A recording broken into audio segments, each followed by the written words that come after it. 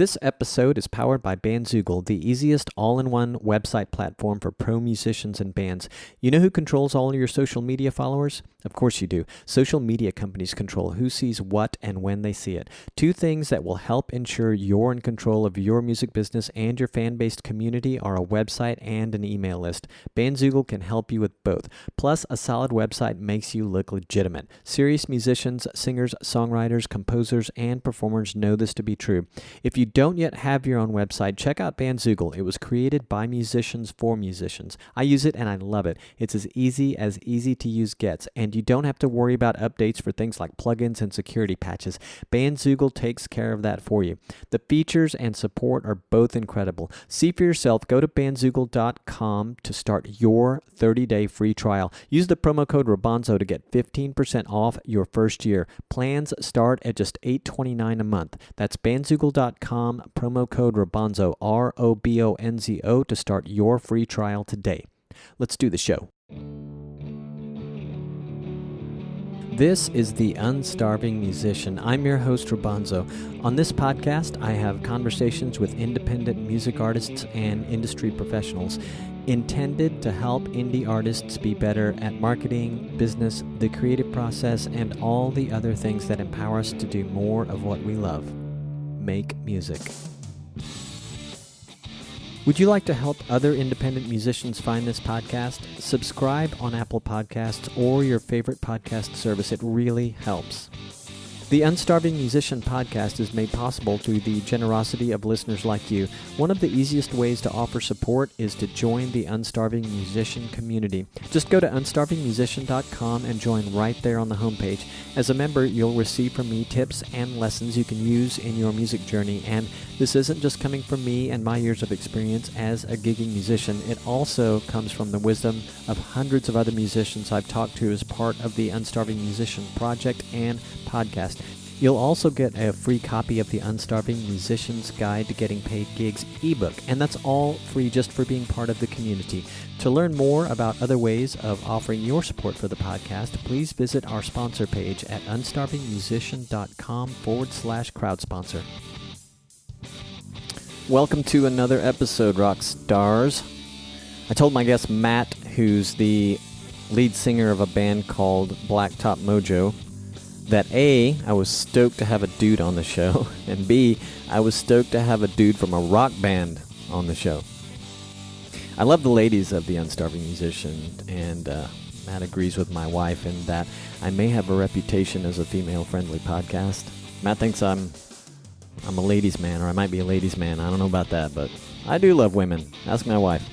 And ask any of my close friends. But again, nice to have a rock dude on the podcast. So Matt James is, he's with a band called Blacktop Mojo. They're a touring band, among other things. They do a lot of festivals until lately because of the damn plague, but they're doing the live stream thing. Get this, the band actually lives together in the same house.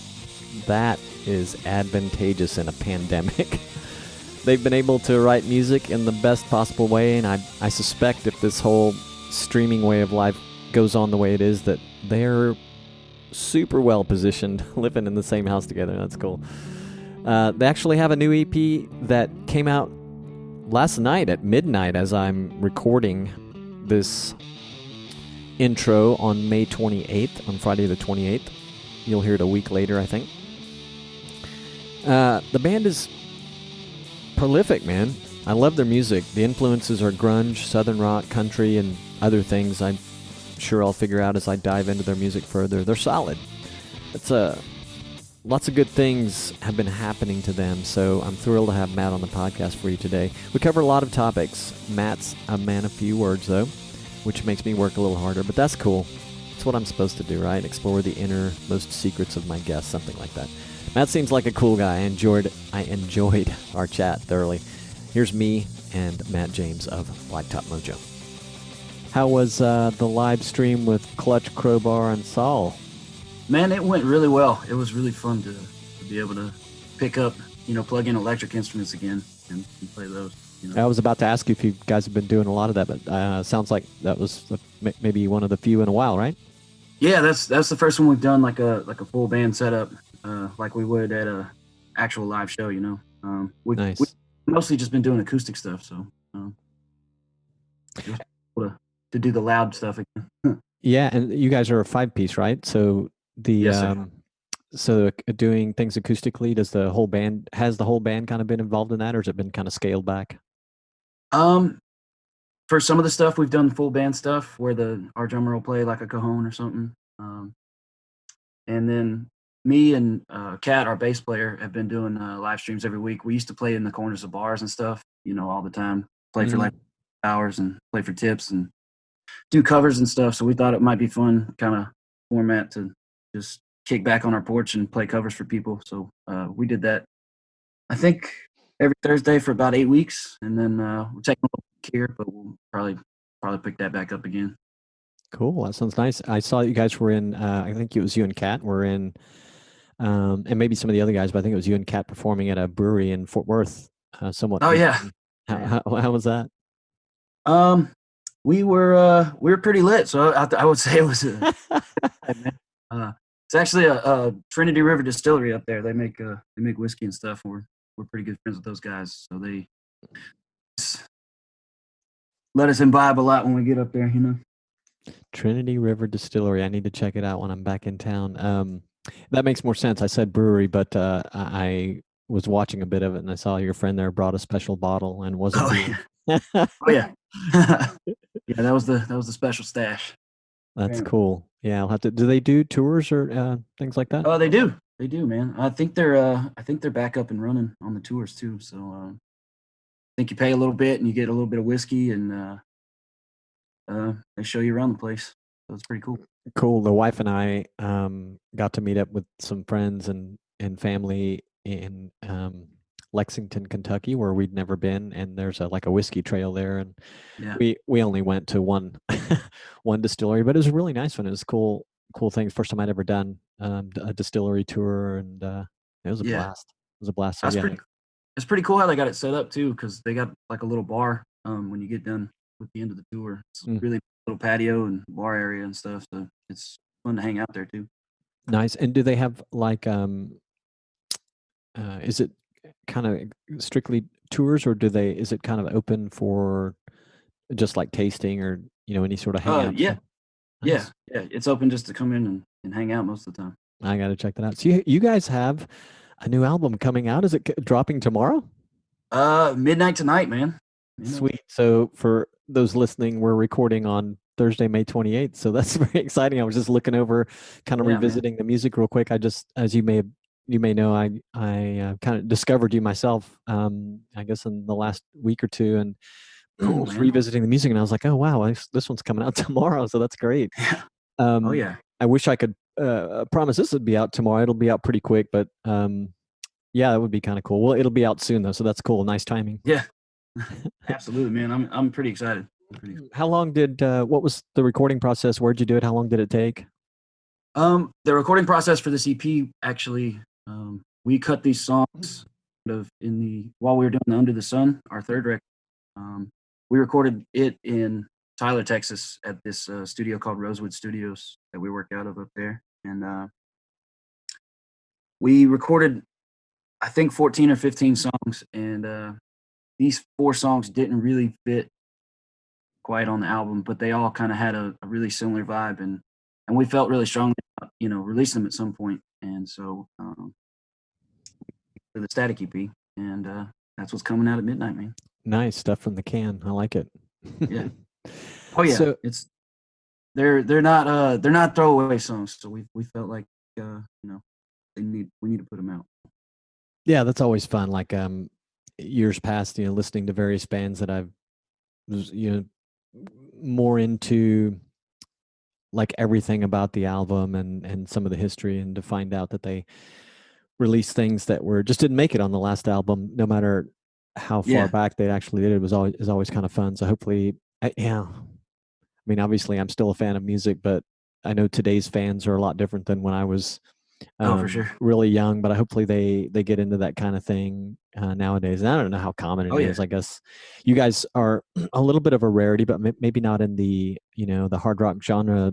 But you're a little bit of a rarity in the wider scope of music these days, in that you've been releasing actual albums, and a lot of people are going, Oh, for sure. just been doing singles, and we're doing EPs, and it just seems like nobody's doing albums. And if they are, it's Yeah. largely, not exclusively, but largely harder rock bands. Oh, for sure. And a lot of hip hop artists too, which is pretty cool. They'll do like Do you guys listen to much hip hop, or just kind of aware of what's going on as far as releases go? Or a little bit, man. I like Kendrick Lamar and Logic and Joyner Lucas and guys like that. that's cool. It's kind of a still, I enjoy listening to some hip hop for sure.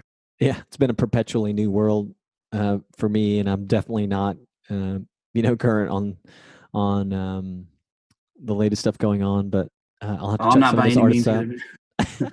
either. I saw, I'm no expert. I just like some of it. yeah, going way back to the roots. I saw this. I guess it's a documentary, sort of, on Beastie Boys the other day. I think it's a Netflix thing, and Oh yeah, it was really cool. And for the longest time, I didn't realize until I'd heard over the decades now, that artists refer to them as, basically like they were such a huge influence. And when I was, a younger person, I thought, well, yeah, and I wasn't into rap at the time really, but they definitely did some things that caught my attention in spite of that. But they used to kind of look sure, back man. at them like they were a little bit of, I don't know, it sounded kind of comical to me. I wasn't sure if they were serious or not, but Right.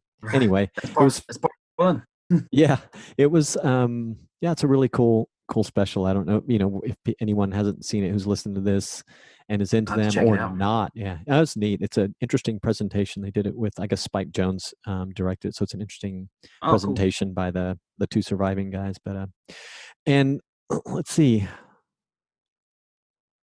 I wrote down here. Oh, congratulations! I don't know how big a deal it is, but I also saw, like, just on the 8th earlier this month, you guys got featured by Spotify on, like, the cover of one of their hard rock genre Oh yeah, things. man. Yeah, that was pretty cool, man. That was a really cool surprise. We were not at all expecting that, but and I don't know how they're not doing a very good job with their advertising if they're putting our ugly mugs on their cover. Did that get you guys any mileage in terms of, I don't Uh, know, getting noticed, or and also, a little bit, man, for sure. It definitely jump started people listening to the newer stuff that we've been putting out the past couple weeks. So well, that's nice. it was awesome. It was a good little shot in the arm. Yeah, that's really nice. So we were talking about, I don't know if I got it on tape, so to speak, but we were talking about, and I'm sorry, do you pronounce it Palestine? Yeah, yeah, Okay, I wanted to say Palestine, but yeah. I should know this, right? I'm from Texas, and it's been so long though. My wife and I moved to California, like to San Jose, like in Oh yeah. '99, and we were there for a long time, and we go back like almost every year or two. But anyway, I've never been. I mean, so anyway, uh, I didn't gather where you are from. Are you from there? I grew up in a town called Rusk, which is about 20 minutes from Palestine, and Okay, before that, kind of bounced around, lived a little bit everywhere. Moved around a lot as a kid. cool. Well, it's nice that you've been close to home. I don't know, Yeah, you maybe have been all over the place since then, but and how did you, well, I think I know because, and I'm not sure if we got this part on tape either, but one of the guys in the band is from Muscle Shoals, Alabama. Is that that's right? correct. Yeah, yeah. And well, Catarph. so I had here, I was going to ask, well, how did you guys hook yourselves up with the sound producer, Muscle Shoals sound producer, Jimmy Johnson, for one of your recent albums? How did that come about? And maybe it was because of the guy in the band? Yeah, actually, it was.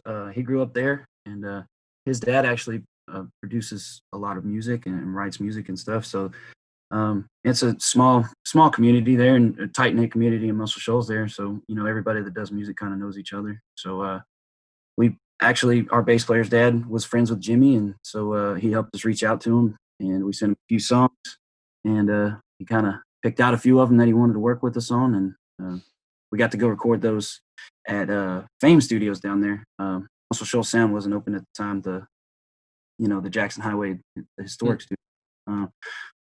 But Fame is also a very awesome historic studio. You got Etta James and Percy Sledge and the Birth of Southern Rock in there. Yeah. And playing guitar, but on a lot of sessions. But where was I going with that? We got to we got to record our single "Where the Wind Blows," which is our first single from our second album with Jimmy and his producer. No, his producer, his engineer, excuse me, Steve Melton actually came in to engineer that little record too. So Cool. And how was the experience at that studio in particular, given all the history? man, it oozes vibes, man. It's you can feel it. You can definitely feel an energy in the walls. I'm not usually a big hippy dippy, energy type of person, but that was you could definitely feel it there. You know what I mean? Yeah, I would imagine. I would Yeah. imagine. And you guys have also shared stages or appeared with a lot of pretty cool names. Are there a couple that really stand out for you personally as like, I don't know, memorable or whatever? We did get to do a couple short runs with Blackstone Cherry, which Oh yeah, great band. yeah, I've been a fan of them since their first record came out.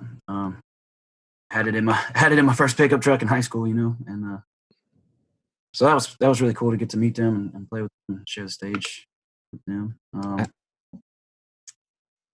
We got to play with Marilyn Manson and Bush and Wow.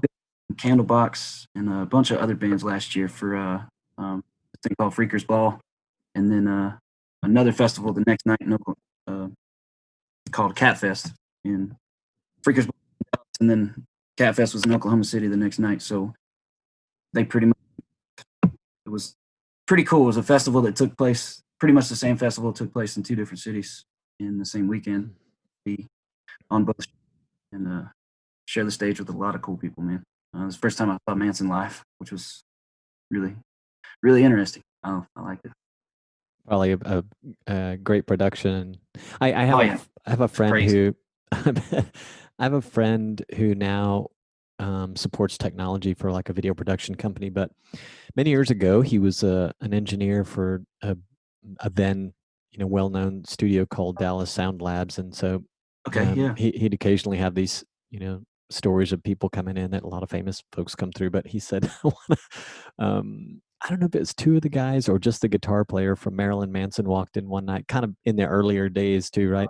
And he yeah. said it was just like he totally looked as he always did, when you'd see him on stage. And he said it Looks the was just part. this, yes, the look on his face when he was describing it. I think it was just kind of shocking. But when they actually came in with, who brought them in? This will be name dropping. Dimebag from Pantera and brought him in. Oh, really? They were just in there messing around, and yeah. That's So badass. Yeah. anyway, I'll just never forget his face when he was talking about how Yeah. interesting the experience Beating was. Marilyn Manson. Yeah, totally. Well, I bet that was fun. I'm curious. Yeah, I haven't. Man, it's been a while since I've been to a festival. I'm not going to try and remember the last one, but I was wondering, listening to the type of music that you guys play, do you find at the festivals you're at? Because I feel like I'm asking this question because I feel like there's just not a lot of rock bands around anymore. I mean, just like you guys are, to me, you are just a good rock band, right? Thank you, man. You're welcome. When you go to festivals, do you find like a pretty wide range of styles there Um, when you guys are playing, when you're on the bill? yeah, I mean, typically everything, um, metal fans generally like rock and rock usually, rock and metal coincide at a lot of those festivals. They seem to mix a lot of rock and metal bands. And the fans seem kind of like into both. Yeah, yeah. I mean, it's just, I feel like rock bands and metal bands kind of bring the same type of energy to a show. So, um, One of the you get a lot of crossover fans for sure. well, that's good. That's good. I'm gonna name drop a little bit again, but an old friend. I only know him because we went to high school together. But Oh yeah, Rex Brown from Pantera's done a couple yeah. of, like, he's doing his second solo album, and he was very frustrated Right. after the first one with the way it was marketed. He said to all the metalheads, and he doesn't really feel like it fits there, and didn't Yeah, think that was the right audience. But you get caught. He's still very heavy, and yeah, I'm sure it's unavoidable to get caught in between the two, especially with his history, right? yeah, yeah, for sure. I mean, Yeah, I think I remember listening to that. It was kind of more of a bluesier type of hard rock, Yeah, yeah, yeah, than yeah. a metal vibe. Yeah. I don't know if he's released the current one, but it sounds nice. Right on. I'm excited for him. Hopefully, it's working out. He was again. I think the frustration had built even more from the last time, like how it's going to get marketed or whatever. Oh But yeah, man. if It's he'll a just, it's a stressful thing, man. oh, I know, and I know for him because he's been in the business so long and he's lived through all the changes as a working professional, and it's just like maddening, Yeah. probably like what has happened. I can't figure out how Oh, to. I can't even imagine, man. The way that music used to sell is just not the way that it's consumed anymore. You know what I mean? Yeah. So it Crazy. sounds like you guys are kind of easing in quite nicely to the bizarreness of the pandemic. I don't know what it's specifically like where you are. I understand that, I have family in Texas and it's Sure. doing relatively well in terms of, the numbers that we don't want to hear, but it's doing relatively well. And I know things are kind of opening up, but clearly it sounds like you guys have, been you've experienced the whole, I just call it quarantine. I'm not sure that's exactly what it was, but it seems like you're have been sliding into it okay, doing some of the live streaming stuff, getting out and just video streaming acoustic performances. What do you feel like well, actually, when I guess I should throw this in. I saw you had to, with a heavy heart tell everyone that a festival got canceled or postponed until next year that was happening in July. Yeah. And A couple of them now. Yeah. yeah, so what's it feeling like? And maybe you don't know, but what's it looking like for you and the rest of the guys like in the next 6 months? Can you tell yet? Or just is more of what we're Um, dealing with now? it's kind of that. I think things are starting to open up, and but it's only, certain places are opening up faster than others and things like that, which kind of makes tour routing uh, pretty much impossible. Because maybe you can't go through this state, and there's no, you're going to end up bouncing around all over the map trying to find places where you can actually have concerts. You know what I mean? So Yeah. um, And you guys strike me as like a it's really sort of all up in the air. So, yeah. And you guys strike me as really loving playing for crowds, which I totally get. oh, for sure. Are, There's are nothing like it. yeah. Are you it may be too early to ask, and I see that some, like independent artists are just kind of serendipitously discovering things that had all this not happened, they just wouldn't have known to Yeah. even try, and maybe it wouldn't have mattered either because nobody would care. But are you guys? Has anything come out of this already? That's, I guess, like a positive learning thing for the business of your music, or just your music in general, or you still kind of feel like that's yet to come? Um, I definitely we've been very fortunate. We got to tour in February right before all this shutdowns and stuff took place. So we were actually supposed to be home in March and most of April. So of course, our tour got postponed to fall that we were supposed to be on now. But um, as far as the time off was expected at that point, so luckily we didn't miss too much. And then, like you said, we've been fortunate to be able to live stream and have um, a decent audience, that supports that. And I think more and more people are supporting the live stream idea. I think it's pretty cool that um, not that this happened, of course, but like, that people are consuming concerts this way because it allows you to maybe do this even after everything is opened up. When you're off of a tour for a little while or you have a break, you can kind of do a live stream and everybody can enjoy your music from all over the world.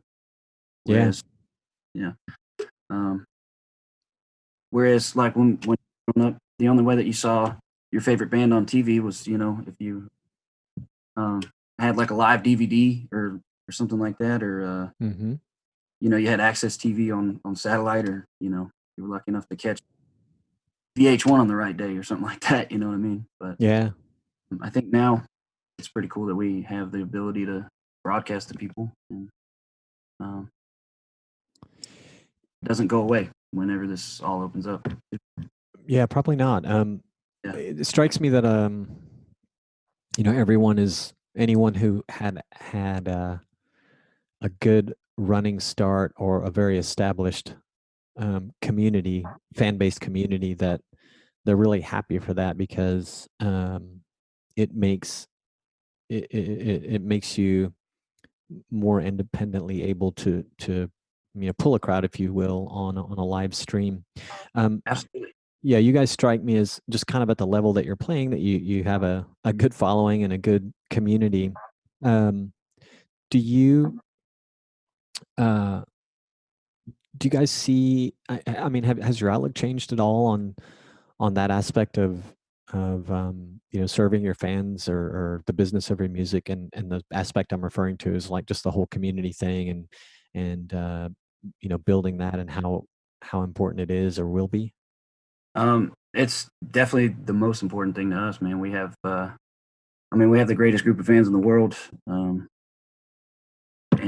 the best, probably one of the best communities in the world. We have a Facebook group, called the Mojo Nation, and I think there's about 6,500 people, but they all are. It's a place where they come and they can connect over our music, and we see a lot of positive stuff in there. People will post something like, "Man, I had a bad day," and there'll be 30 comments on there. "Hey, man, cheer up, life's good." So to see that kind of positive interaction with people, especially in nowadays when you don't see so much of that, um, it's really cool that that happened through us playing music. So. Yeah, yeah, that's cool. I will have to check that group out. That's Yeah, nice. man. That's nice. And the numbers are great, but in the grand scheme, it's a pretty modest number if you think about it. But Oh, it's for sure, for sure. so nice to see, like, how powerful the whole community thing can be, Yeah, yeah, man. around music or a band. They rally around us, and we rally around them. So it's a cool relationship, man. That's nice. I wanted to ask you too, kind of shifting gears, about the influences of the different guys in the group. I mean, when you on the surface, when you listen to your recordings, yeah, it's a hard rock band, and then you read the blurb on the website, and you're like, oh, okay, there's some influences, but you listen for just as little as a few minutes, and you're picking up things. Um, like I was like, oh, I can kind of hear like a Alice in Chains influence. But then I was wondering, you were talking about hip hop a minute ago, and I was thinking that, these guys probably all, maybe not all of them, but all five of them probably have influences that go far outside of hard rock or grunge, or any of the influences that you have. Can you talk a little bit about how um, what those influences are, and have any of them, like the unexpected ones, sort of creeped into what you guys record? Um, I definitely listen to a lot of. We grew up listening to country. Obviously, I mean, you've lived in Texas before. Mm. And then yeah, everything from old country to old blues to we all really love the. I'm glad you heard a little Alice in Chains in there. We all really love Alice in Chains and Soundgarden and all those Seattle bands and stuff. Um, I feel like we take a lot of influence from them, and but yeah, we kind of get it from everywhere, man.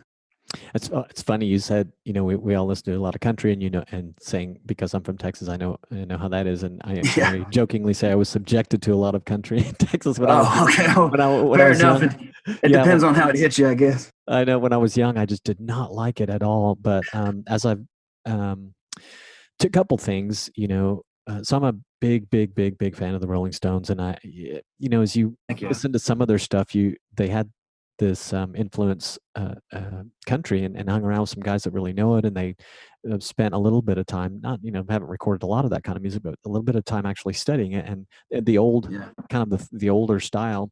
And Oh so, yeah. you go digging into some of those influences, and it's pretty cool. And then the other thing is too, I think that in the 90s, uh, the musicianship sort of, to me, my memory is the 90s over the 80s, the musicianship made it like another leap, although it started getting quite good in the 80s as well. But For sure. and a lot of the vocals too, I guess it sort of sounds a little more like rock and pop than like the the old country that annoyed me when I was a kid, even though I like some of that stuff okay now. Yeah.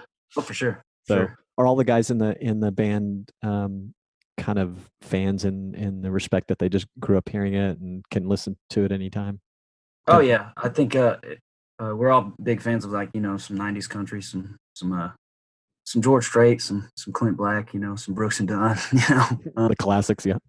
Yeah, yeah. And then we go. I mean, I go all the way back. I love all the old Outlaw guys. Willie and Waylon and Johnny Cash, and a little bit of Conway Twitty. Never hurt anybody. Right. You know.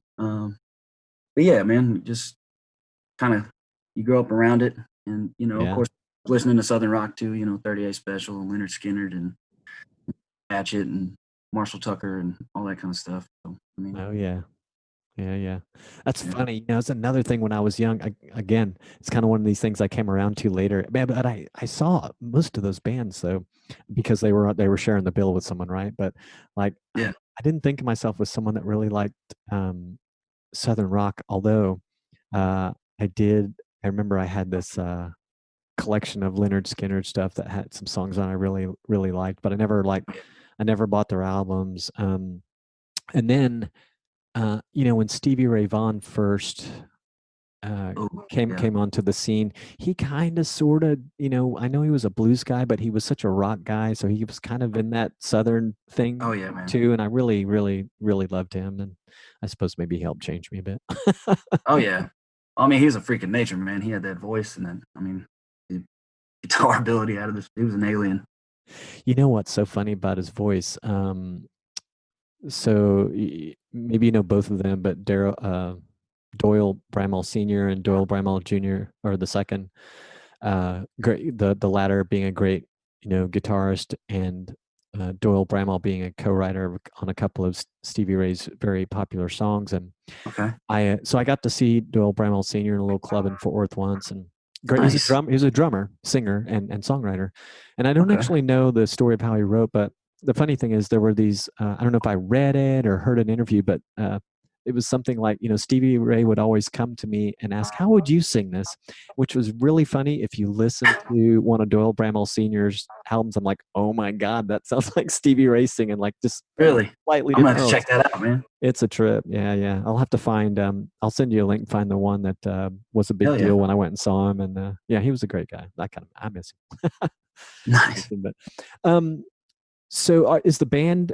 Are you guys pretty much original lineup? And I know that can mean a lot of different things, but Um, the drummer and I are actually the only two, like, original members. We started the band. Um, we've had uh, our first guitar player was a guy that I went to high school with. They had a bunch of metal bands.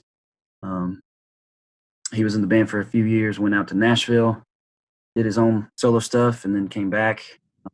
When he moved out to Nashville, our bass player Cat actually took over the guitar while he was out there, and then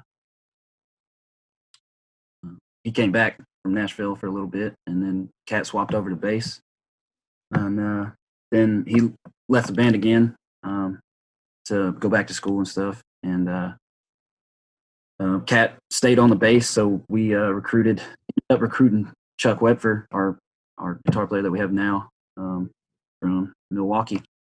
So it's had a few member changes. Our original bass player was a guy named Chris Davis, actually, too. So originally we were a four-piece. We just go around playing covers and dance halls and stuff. how did you guys make the transition to writing? What sort of ignited that to writing your own stuff? Um, just jamming, man. We were having fun jamming with each other, and I always I've been writing songs since I was about 17. Just always kind of enjoyed writing, and so I'd bring songs to the kind of jam on them, and we'd just make some jams out of them. And then we started tying them in there, kind of, when we were doing our cover sets, and um, people would be like, "What song was that?" And we'd be like, "Oh, we wrote it." And ended up recording a little EP, and it was mostly kind of country songs, actually. And then, but there was a lot of rock in there, and we got to writing more and more, we just started leaning way more towards rock, and we all like hard rock, and we felt like that's where our home would be, you know. Yeah. Lucky us. Lucky us. Yeah. Yeah. I always mean to ask artists that come on the podcast this, and I say that because I think I neglected to ask someone that I spoke with earlier today. I'll have to maybe email her, but how did you get hooked up with your PR guy? And can you tell me about him? Tom George, I think is how I got in touch with you. But Yeah. What's the relationship? How'd you get hooked up with him? We were playing at a bar down in San Leon, Texas, one night, and the promoter there, it was the first time, and say that again. I'm sorry, I lost you for a sec. The promoter there is what? The promoter there was the first time he had seen us, and he knew Tom and called Tom and kind of made the introduction, and Tom helped us basically find our first manager, and he's been doing PR for us ever since. What does your manager do for you? Our manager kind of facilitates, tours, and is this Larry Mazer, by the way? Yes. Oh, okay. He's our current manager. Yeah. Okay. Yeah. He facilitates, tours and stuff with the booking agents and make sure, all the numbers are right on everything. And he's our bulldog for sure. And then these other guys, the Sound Talent Group, they go out finding festivals and various other things for you guys to do. Yeah. They'll route tours and book clubs for us to play in, and help us. It's tough putting together a national tour on your own. So sure. You got to have guys like that in your corner. It really helps. Yeah, man, you guys got a whole machine here. Oh yeah. So, how long you guys been working with Tom, the PR machine? I'd say probably 4 years now, I think. Ah, cool. Yeah.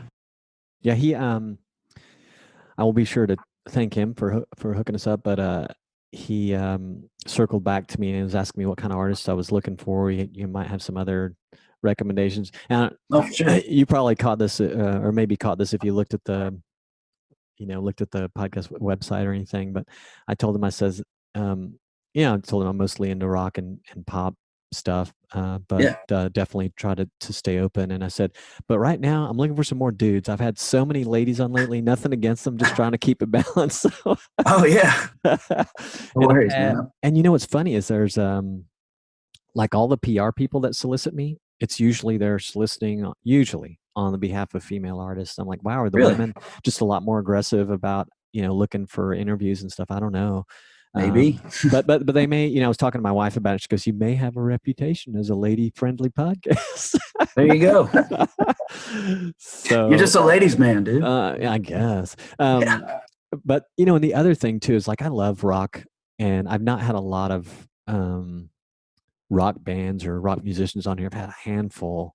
So it's nice, to have a dude on here who plays in a rock band. It's pretty cool. Heck yeah, man. Appreciate you having me. For sure. Do you guys do another thing I'm always kind of curious about, and I mean to ask, but do you guys do many podcasts? I know you certainly do interviews, but podcasts are, I know, still kind of a little new, but have you guys done many of them? Cool. Done a few, man. Was made friends with the guys from the SDR show. I don't know if you've heard of that. The Sex, Drugs, and Rock and Roll show. Love it. they do that out in New York up there. But it's the comedian Big J Okerson and our buddy Ralph Sutton. And so we've done a few podcasts through them. Nice. Shannon, his producer, has another podcast called The Thing Is, and they got a whole network of them up there. So we've done a few with them, and I've done a few other podcasts here and there, man. I love listening to them, so I do like doing podcasts for sure. What are your favorite ones you listen to? I feel like everybody listens to Joe Rogan, I like Theo Von's stuff. Theo Von? Yes. He's a comedian. Okay. Funny guy. But he's got a podcast called This Past Weekend. I like that one. Cool. Listen to a bunch of them. Yeah, I do listen to some Rogan ones. He's clearly an interesting guy. He has some great guests on Yeah. there, and he's got just such an interesting story. It's kind of tripped me out that he went exclusive to Spotify, but he can do that, and Spotify can pay for it. Oh yeah. But I was I'm very interested as a podcaster in the podcasting space. So I'm very interested as um, it gets talked about. Like I haven't read anything. I'm kind of curious to see what my host they have a podcast about podcasting Really. and business. Oh, Yeah, it's actually really helpful. When if you're doing one just to yeah. um, between things like helping you do things the best way that you can, and then also knowing about different things that are happening in the space. I'm very curious to see how that goes. But that's really cool for him. I'm sure I'm like, wow, Yeah. he got, I'm sure, a really sweet, a really sweet Yeah. deal to do that. Um, but yeah, I think I probably listen to super um, mainstream stuff for the most part. Rogan. I really enjoy listening to Mark Maron's Oh yeah. podcast, and he's funny. Yeah. And the Tim Ferriss show was probably one of the first ones I ever started listening to. It's a pretty Okay. interesting people on there, and I've been listening to Yeah. this one called This Week in Virology because of the damn pandemic, but it's pretty There you interesting. go. Yeah. Yeah. I bet. Uh, but anyway, I'm glad to hear that you guys have been into it. I run into a Yeah, man. surprising number of people that haven't done them. So Yeah. Oh, there's another one that I listen to. I'm a big Office nerd, and it's called the Office Ladies Podcast, and it's two of the actresses that were on the show, and oh really? they go episode by episode and just kind of talk about behind the scenes. It's kind of like behind the scenes commentary type of thing, but they'll have guests from the show, like from the crew and you know directors and producers and stuff. It's pretty neat Yeah, if I'll have you're to, into the Office. yeah, for sure. I'll have to check that out. That's kind of Yeah. funny, kind of fun. If you're not into the Office, it won't make any sense.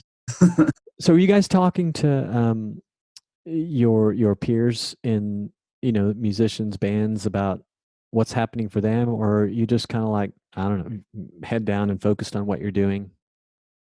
Yeah, man, we keep in touch with our buddies, and they all are kind of up in the air like us. So we're definitely there for them if they need support, and they're always there for us when we need to reach out and BS with somebody about the pandemic and stuff. Does it I mean, from the standpoint of your career, uh, does it seem like does it still feel like it's in a precarious state, or has it, I'm kind of getting the impression that for some it's sort of unfolding into a pleasant surprise that it's okay, I'm still performing, people are supporting me, but Yeah, everybody's different. Like you guys are a big for touring sure. machine, and so what does it feel like for you guys? Definitely miss the touring. There's really nothing like a live show. You could have. That's why yesterday was so nice. To play that full band plugged in. Even though there wasn't an audience there, it just the energy. We missed the energy and the adrenaline and all that. Um, Yeah. but other than that, like I said, we've been really fortunate in our situation for sure. Being as that we all live together, so we're more able to, especially when everything was on really strict lockdown, we were still able to do live videos with everybody from the band, and um, a lot of people didn't have that option because they were split up in different houses and they couldn't really travel and get together. So we were very fortunate in that regard. Yeah, I didn't even think about that, but that's a kind of a blessing to use that word, but Yeah, that you guys are basically a family. So absolutely. so you could Love just, each other, hate each other. yeah, keep on doing what you're doing. That's very cool. And what are you, and again, I kind of know your situation's unique from the next band or next independent artist, but what what is recording going to be like for you guys? Do you anticipate just kind of waiting until there's some normalization to be able to continue making new music the way that you have been and publishing it, or are you maybe seeing the possibility of bringing it more in house, so to speak? We're kind of caught on the fence with that. We're we the goal, an amazing thing would be to have your own studio and just be able to go into the backyard and make records whenever you want. So I don't know if we're there yet or where we can make that happen, but that's definitely the goal eventually, you know. Yeah. Does anybody in the band do? I mean, I guess probably not, or you wouldn't have said. We just said, does anybody in the band do any dabbling with recording? Yeah, our guitar player Chuck, he actually records metal stuff. He's got a couple little side projects that he releases music on. So yeah, he's getting pretty good at it, man. That's nice. I just it's funny. I'm telling everyone I talk to that I bought some recording gear because I There you go. wanted to publish a single myself here in the coming months, and yeah, so Nice. I wanted to be able to play the drums on it myself. Yeah. I enlisted some friends to help me with the other stuff, but so I've been spending the past probably since around the second week of May learning how to use a new audio interface, learning Pro Logic. My room looks. I don't know if you've recall the Three Stooges episode where they're plumbers, and Yeah. one of them plums himself into a shower with all these pipes because he doesn't know what he's doing. I was saying my little Like that, but with cables. yeah, and mic stands, Yeah. So anyway, it's been fun, and I'm lucky. That's awesome, man. Yeah, thank you. We are lucky that we work in a time when we can do that kind of thing with, like, my Yeah, man. collaborators are in the Dallas-Fort Worth area, which is awesome. I could be doing it Yeah. with someone here just as easily, but we don't have to be in the same place, and that's such a Yeah. nice Can send thing. each other stuff back and forth. Yeah, and it's also so cool that we can do all the stuff that you guys have been doing, and and I can go buy this, set up and record drums here. So Yeah. it's fun stuff. So yeah, I'm going to be curious to see how it that kind of thing works out for different people, especially for guys like you. You seem really prolific in the past 3 years, 4 years. It's like Yeah. you got a full length album every year, it seems like. Yeah. Been writing a lot, man. I've been stuck at the house, so I think we got another couple albums worth of stuff now. So you have 2 double albums coming out, if anybody remembers Yeah. those. Are I wish. Yeah. Oh man, it's kind of strange too, unless you're actually releasing on vinyl. By the way, have you guys done that? Are you going to ever do that? Yeah, we have 2 of our records on vinyl right now, and then Which ones?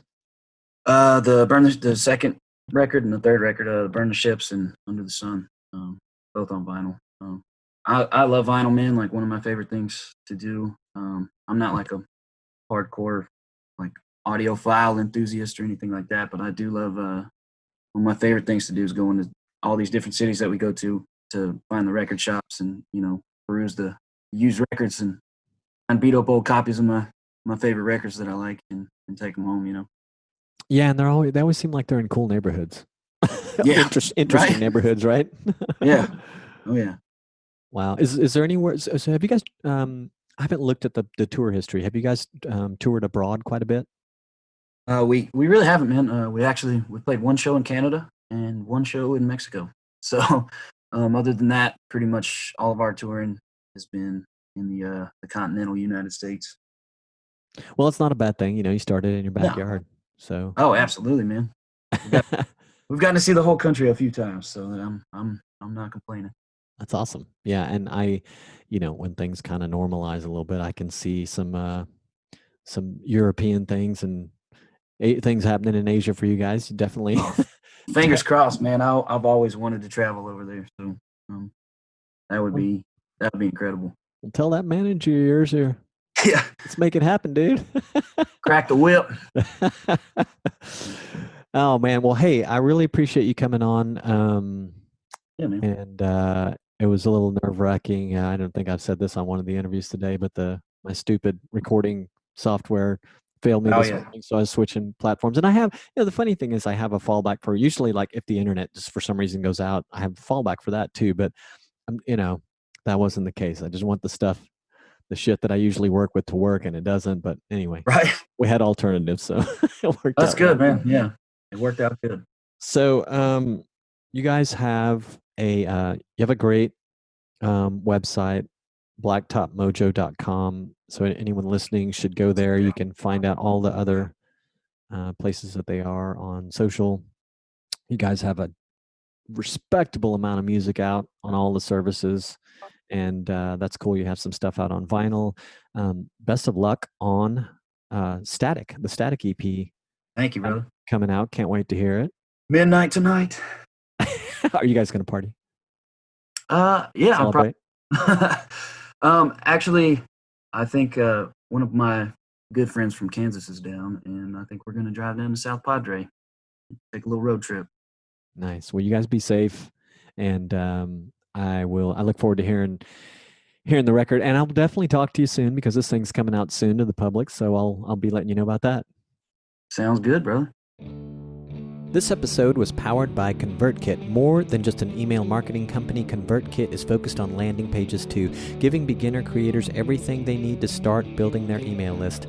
I've been a ConvertKit user since early 2016, and I love it. Their new free plan allows creators to make unlimited landing pages and forms.